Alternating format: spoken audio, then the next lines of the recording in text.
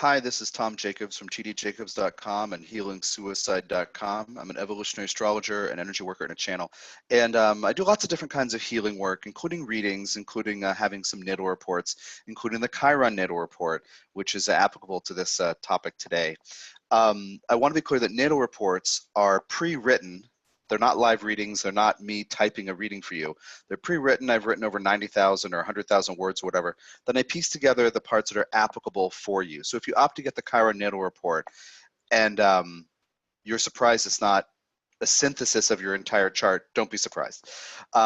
Anyway, so it treats your house sign and aspects of your natal Chiron, and if it's retrograde, and also transits and progressions to your Chiron and transits of Chiron to the rest of your natal chart. So it's kind of a substantial report, and that's at tdjacobs.com.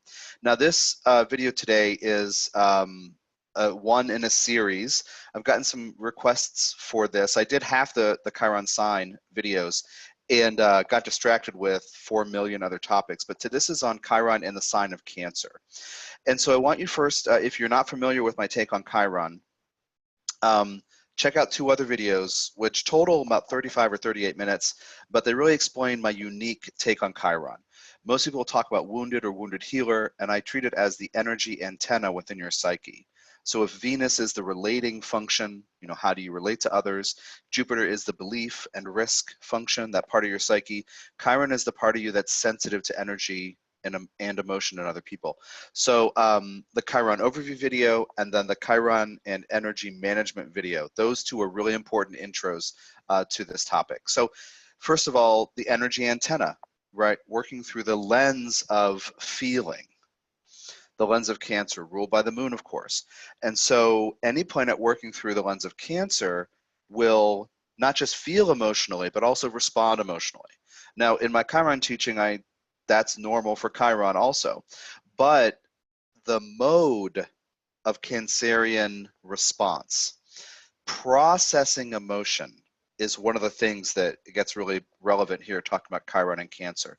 Processing emotion, knowing that you have the right to feel and also need.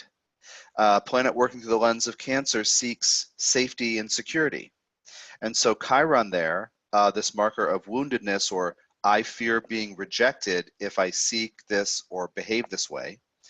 People with Chiron and Cancer may feel rejected or worthy of rejection if they try to create safety for themselves with other people, if they tell people what they need, if they reach out and open their heart. So that's a lot of what the Chiron and Cancer is about.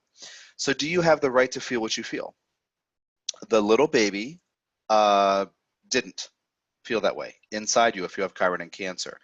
The point is that, and you'll find in those other 2 videos I mentioned, and on all my Chiron work, I focus on the wound at birth of Chiron, which is the first wound.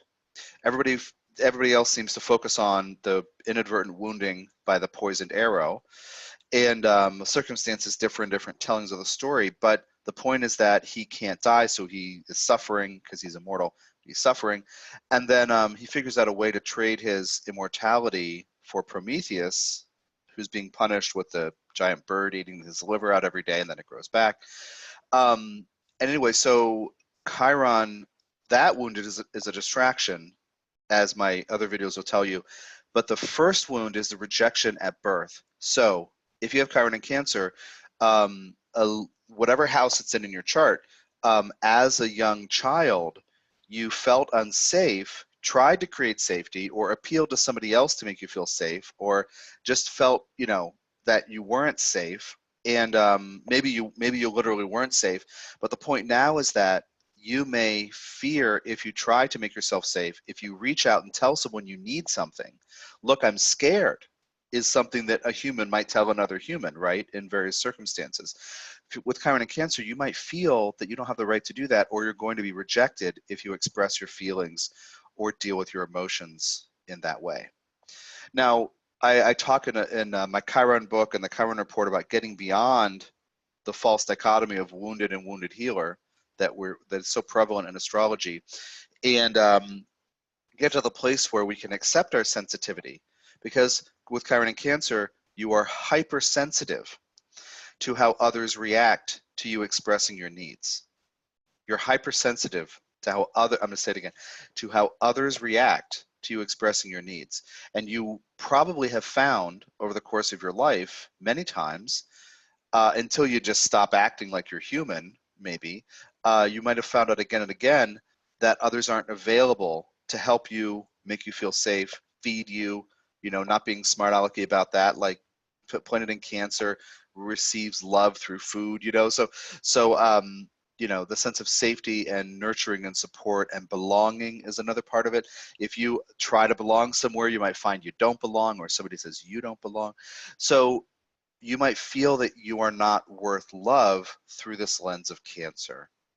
So how you deal with your feelings is everything, because when you accept that you're hypersensitive to how others respond to your needs and also your feelings and emotional expression, then you cannot take personally if they seem put out or uncomfortable, or they kind of shut you out, or like, I can't hear you, blah, blah, blah. Or, sticking their fingers in their ears is what I want to do with that. And you can get to the place where you don't take it personally. You accept that you're sensitive, and you don't judge that you're afraid of rejection and that people can make you feel vulnerable, right? And in that process, you detach from the fears of the inner child, who is an infant who can't deal with stuff. Like, let's have compassion for babies and recognize that we're each carrying one within us. Yeah, the world's a scary place if you don't feel safe. I mean, in your 20s up to your 90s, you may feel that way, right? Well, imagine that with a 2-month-old, a 2-week-old, a 10-month-old. So the process with Chiron and Cancer is to become the kind of, with any Chiron, but I'll explain what it means in Cancer, to become the kind of parent you wished you had when you were a child. That's true of all Chiron placements. In Cancer, in validating, listening to, acknowledging, and then meeting your emotional expression needs. For you to validate how you feel and how things affect you is a big part of it. And if others aren't available, if others put you down, if they say you're too needy, that's a possibility here. That might have been very hurtful or painful for you, then you say, okay, well, let me look at it myself. And that's really the maturation with Chiron and Cancer. And the last thing I'll say is Chiron and Cancer and Chiron in the 4th house are not the same thing.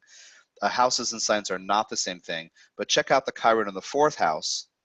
That's a different video. Anyway, thanks for your time and energy. I hope it's helpful. If you want the full story on your Chiron, the Chiron Natal Report is available through tdjacobs.com. Take care of yourself.